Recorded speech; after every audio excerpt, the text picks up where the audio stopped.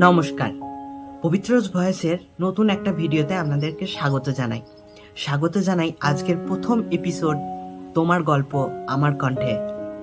এই এপিসোডে এখানে তোমাদের গল্প বলা হয়, আমি গল্প বলি তোমাদের। তোমরা লিখে পাঠাতে পারো আমাকে এই গল্প, তার জন্য মেল করতে হবে thepovitrosahaofficial@gmail.com। স্পেলিংটা বলে দিই, THEPABITRAOFFICIAL। তো গল্প লিখে পাঠাও, সঙ্গে কখনোই লিখে পাঠাতে ভুলবে না তোমার নাম এবং তোমার বয়স। ইচ্ছে হলে ঠিকানা লিখে পাঠাতে পারো, সাথে তোমার গল্পটাও শেয়ার করতে পারো আমাদের। হ্যাঁ, তোমার গল্পই হয়তো পরের দিন তুলে ধরলাম আমার ইউটিউব চ্যানেলে। তো অপেক্ষা কিসের? এখনই যাও, লেখো তোমার জীবনে কোনো একটা ঘটনা, তোমার জীবনে কোনো একটা গল্প, আর আমাকে পাঠিয়ে দাও। আজকে যে গল্প পাঠিয়েছে তার প্রাইভেসির কারণে নাম এবং বয়স উল্লেখ করছি না, কিন্তু তার গল্প আমি তার মতো করে বলার চেষ্টা করছি। তাহলে আর কি, শুরু করা যাক তার গল্প। চলো শুরু করছি। তার আগে বলে দিই, যদি আমার চ্যানেলটা সাবস্ক্রাইব করে না রাখো তাহলে সাবস্ক্রাইব করে রাখো, ভিডিওটা কমেন্টে জানাতে ভুলো না কেমন লাগছে। তো চলো শুরু করা যাক তার গল্প। স্কুল, টিউশন, খেলাধুলা, এই তিন ব্যস্ততা নিয়েই আমার জীবনের প্রত্যেকটা দিন কেটে যেত। খেলাধুলা ভীষণ যে ভালো ছিলাম তা মোটেও নয়, তবে পড়াশোনার দিক থেকে বরাবরই স্কুলের প্রথম স্থান অধিকার করতাম। খেলাধুলার নেশা, পড়াশোনার চাপ, টিউশনের ব্যস্ততা নিয়ে একের পর এক গোল্ডেন ডেজ পার করছিলাম। কিন্তু ওই যে ক্লাস 10-এ আমার জীবনে এক নারীর আগমন ঘটে।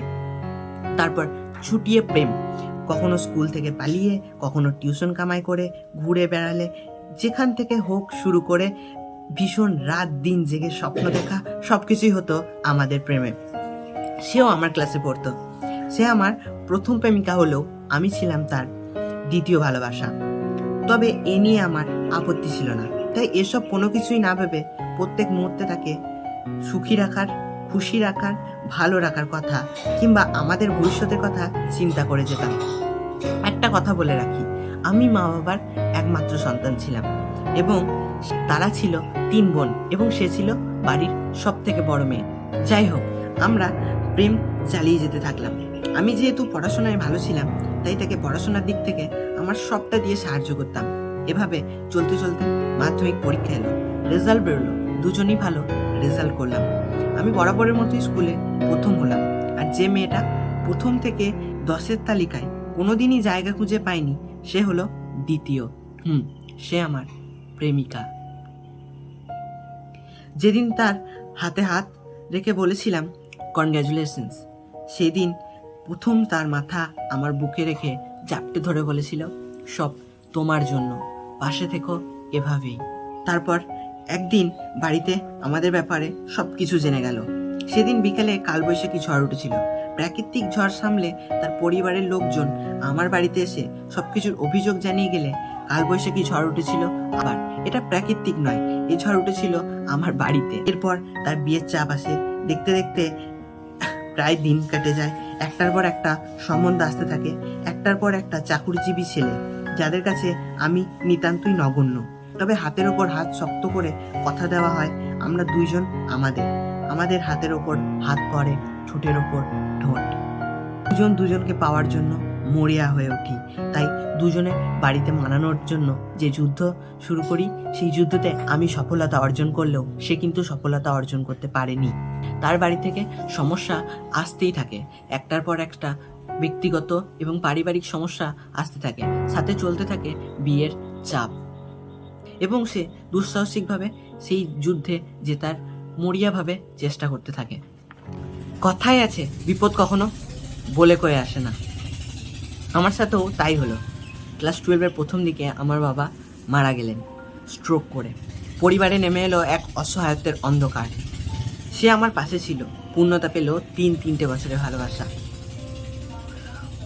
পরিবারের অসহায়ত্ব কাটিয়ে ওঠার চেষ্টা হলো, প্রেম হলো, উচ্চ মাধ্যমিক পরীক্ষা হলো, শুধু জায়গা হলো না স্কুলের রেজাল্টের প্রথম 10-এর তালিকায়, সে দ্বিতীয় হলো। কাছে এসে বলেছিল, মন খারাপ করো না, আমি তো আছি। এরপর আমার আর ভর্তি হওয়া হলো না কলেজে।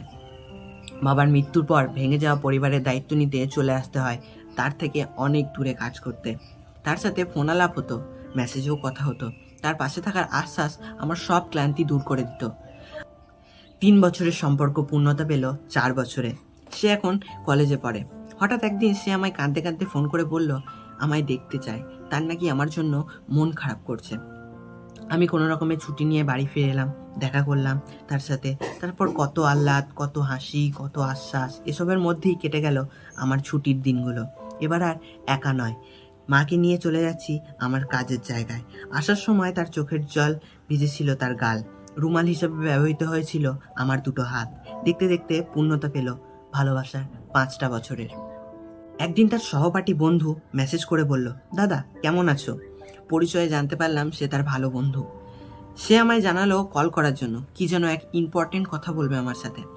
সে আমায় জানালো আমার প্রেমিকার নাকি বিয়ে ঠিক হচ্ছে এবং আগামী 2 সপ্তাহ পর তার বিয়ে। আমার মাথায় আকাশ ভেঙে পড়ল। সে সব কি বলছে? আমি তো কোনো কিছুই জানি না। তার সাথে আমায় কিছুক্ষণ আগেও কথা হয়েছে, আশ্বাস দেওয়া হয়েছে, পাশে থাকার কথা বলা হয়েছে, ভালোবাসার কথা বলা হয়েছে। তবে তার বন্ধু এগুলো কি বলছে? তার বন্ধু জানালো যার সাথে বিয়ে ঠিক হচ্ছে তার সাথে নাকি তারা প্রায়ই দেখা করে, বিগত 1 বছর ধরে তারা কথাও বলছে। আমার গাল বেয়ে তখন বৃষ্টি ঝরছে। হঠাৎ কোথা থেকে যেন এক নিম্নচাপ এসেছে আমার চোখের কোণে। আমার বুকের মধ্যে মেঘেদের বজ্রপাত ঘটছে অনাবরত। হাতের পায়ে ভূমিকম্পের আগমন ঘটেছে। কাঁপতে থাকা হাতে কল করি তাকে। সবটা জানানোর পর জানতে চাই সত্য কি মিথ্যা। তারপর নিশ্চুপ কিছু মুহূর্তে আমি অপেক্ষায় থাকি তার এসব মিথ্যে প্রমাণ করার। কিন্তু উত্তর আসে সব সত্যি, সরি। আমার সম্ভব না, যে মা বাবা আমাকে জন্ম দিয়েছে তারা ছেড়ে তোমায় আমার বিয়ে করা সম্ভব না। তোমায় ওরা মানবে না। আর আমি ভালো আছি, ভালো রয়েছি। আশা করি যার সাথে আমার বিয়ে হবে তার সাথে সে আমায় ভালো রাখবে, সে আমায় ভালো থাকবে আমার সাথে। আমাকে অনেক যত্ন করে, খেয়াল রাখে। তুমি তো আমায় ভালোবাসো, তাই তুমিও চাইবে আমি যেন ভালো থাকি। সরি, ভালো থেকো। অনেক কিছু বলতে চেয়েছিলাম, কিন্তু একরাশ দুঃখ আমার গলা টিপে ধরেছিল, যেন তারা আটকে রেখেছিল আমার গলার স্বর। আমি তার শেষ ভালো থেকো বলার পরও ভালো থাকিনি বহুদিন। তবে আমি ভালো থেকো না বলা সত্ত্বেও সে ভালো রয়েছে দিব্যি। আমি চেষ্টা করি এখন নিজের ব্যথার মলম নিজে লাগাতে, নিজেকে নিয়ে ব্যস্ত হতে, তবু যেন কোথাও ভালো নেই, ভালো থাকার চেষ্টারও ত্রুটি নেই। কয়েকদিন আগে পূর্ণতা পেয়েছে 1 বছরের।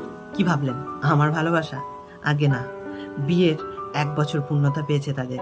প্রেম ভালোবাসা থেকে আমি এখন 100 ক্রোশ দূরে। সত্যি কথা বলতে এই দাদাভাইকে বা দিদিভাইয়ের সম্পর্ক নিয়ে আমার কোনো কিছুই বলার কোনো বক্তব্য নেই। দাদাভাইয়ের কথা শুনে আমার যখন আমি প্রথমবার পড়েছিলাম তখন আমার নিজেরই খারাপ লেগেছিল। মীর স্যারের সানডে সাসপেন্স একটা কথা আছে যে আমাদের জীবনে কিছু মানুষ রয়েছে যাদের পার্ট ওইটুকুই। তো লাইফে কিছু মানুষ আসে আমাদের জীবনে যাদের পার্ট ওইটুকুই। যে মানুষটা আজকের দিনে 5 দিন থাকে না, সেখানে তোমার সাথে 5 বছর রয়েছে, আশ্বাস দিয়েছে, ভালো থাকার কথা বলেছে, কথা রেখেছে, সব কিছুই ঠিকঠাক চলছিল, হঠাৎই কেমন জানি বদলে গেল।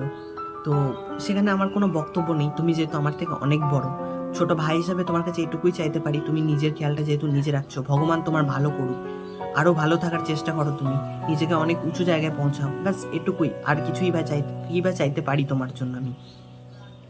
তো এটাই, ভালো থেকো। আর দিদিভাইয়ের জন্য কিছু বলার নেই, ভালো থাকুক দিদিভাই, যেহেতু ভালো রয়েছে। তবে একটা কথাই বলবো, যদি বাড়ির কথাই শোনো, ফ্যামিলির কথাই শোনো, তাহলে প্রেমটা করো কেন? এক্স্যাক্টলি, প্রেম তো করার তো কোনো দরকার নেই। মা বাবার যদি কথা শোনো, মা বাবা যেটা বলছে এটা ঠিক আছে, মা বাবা মানুষ করেছে, জন্ম দিয়েছে, দিদিভাই যেমন বলেছে, তাদের কথা অমান্য করে বিয়ে করা সম্ভব না। ঠিক আছে, তো তোমরা যখন প্রথমেই ভাবছো তাহলে একটা ছেলেকে স্বপ্ন দেখি তো কোনো লাভ নেই, তাই না? ভালো থাকুক পৃথিবীর সমস্ত সম্পর্কগুলো, ভালো থাকুক পৃথিবীর সমস্ত দেবদাসগুলো, ভালো থাকুক। আপনিও ভালো থাকুন, নিজের খেয়াল রাখুন। আপনার সাথে দেখা হচ্ছে পরবর্তী কোনো একটা ভিডিওয়ে। ততক্ষণ ভালো থাকুন, সুস্থ থাকুন, নিজের খেয়ালটা নিজে রাখুন।